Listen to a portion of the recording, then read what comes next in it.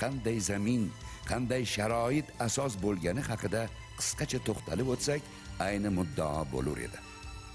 Bashariyat tarixi shuni ko'rsatadiki, xalqlar va jamiyatlar hayotida sivilizatsiya va madaniyat rivoji hech qachon o'z-o'zidan va tasodifan paydo bo'lib qolmaydi. 10-asrning boshida parokanda va tarqoq Xorazm o'lkasini birlashtirib, qudratli davlat barpo etgan, o'zaro nizo va ziddiyatlarga barham berib, tinch va osoyishta hayot, hamjihatlik va bunyodkorlik muhitini qaror toptirgan Ma'mun Xorazm shohning ma'rifatparvarlik siyosati mana shunday tom ma'noda noyob va nufuzli ilm-fan maskanining maydonga kelishiga mustahkam zamin yaratgan. Xorazm Ma'mun akademiyasi umumbashariy sivilizatsiya rivojidagi o'rni va ahamiyati jihatidan qadimiy Afinadagi Platon akademiyasi, Misrdagi Aleksandriya kutubxonasi, Sharq olamida Baytul Hikma nomi bilan shuhrat qozongan Bag'dod akademiyasi kabi mashhur ilmiy markazlar bilan bir qatorda turib, Sharq musulmon renessansi uyg'onish davrining yorqin namoyoni sifatida tariximizning zarhal sahifalarini tashkil etadi. O'z tarkibida 100 dan ortiq mashhur allomalar, bir necha yuz shogirdlarni birlashtirgan ulkan kutubxona, iste'dodli yoshlar uchun madrasa, tarjimon va xattotlar maktabi kabi tuzilmalar, ilmiy tadqiqot va izlanishlar olib borish uchun barcha zarur sharoitlarga ega bo'lgan Xorazm Ma'mun akademiyasi bugungi tushunchadagi Fanlar akademiyasi talablariga to'la javob berishi bilan har tomonlama e'tiborga sazovor.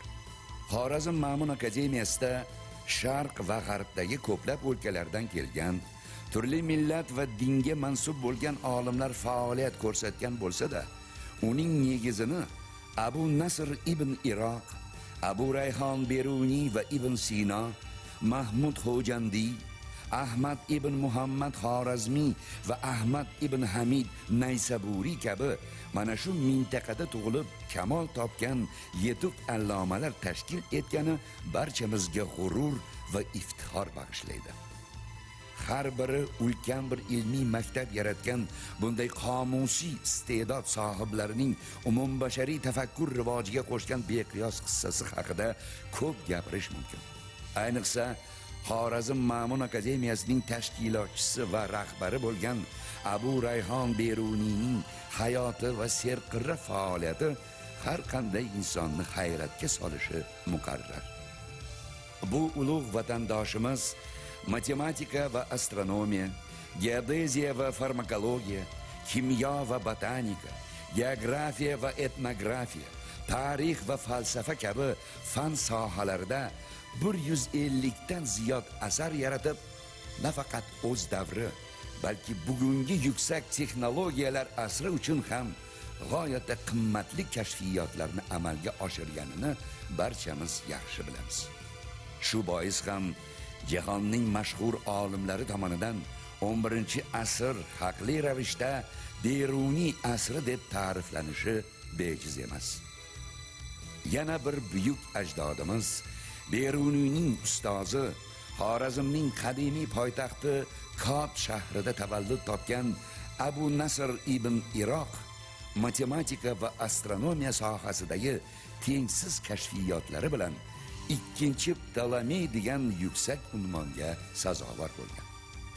Xorazm Ma'mun akademiyasining tayanch ustunlaridan bo'lmish Sharq olamida Shayxur Rais, ya'ni allomalarning allomasi deb e'tirof etilgan Abu Ali ibn Sinoning hayoti va ilmiy faoliyati haqida ham har qancha faxrlanib gapirsak arziydi. Ulug' bobomizning boy merosi, uning 400 dan ortiq ilmiy kashfiyotlari, ayniqsa mashhur tib qonunlari asari 500 yil davomida Yevropa universitetlarida asosiy darslik sifatida qo'llanilganining o'zi ko'p narsani anglatadi. Bu fundamental asar bugungi kunda ham dunyo tabobat olamida o'ziga xos qomus bo'lib xizmat qilmoqda. bunday mumtoz zotlar ro'yxatini yana uzoq davom ettirish mumkin. Muxtasar qilib aytganda, Xorazm Ma'mun akademiyasining dovrug'ini olam uzra tarannum etgan o'nlab benazir allomalarning mo'tabar nomlari ilm fan osmonida va misoli galaktika bag'ridagi yulduzlardek to hanuz yorqin nur sochib turibdi. Biz istiqlol yillarida buyuk bobolarimizning sha'nu va shavkati, muborak nomlarini qayta tiklash, ularning boy va noyob merosini o'rganish, tabarruk qadamjolarini obod qilish bo'yicha qanday ezgu ishlarni amalga oshirayotganimizdan barchangiz yaxshi xabardorsiz. Ayni paytda Xorazm Ma'mun akademiyasi faoliyatini qaytadan tiklaganimiz ona zaminimizda yashab o'tgan ana shunday minglab ajdodlarimiz xotirasiga qo'yilgan buyuk va muazzam yodgorlik bo'ldi desam, o'ylaymanki sizlar ham bu fikrga qo'shilasiz.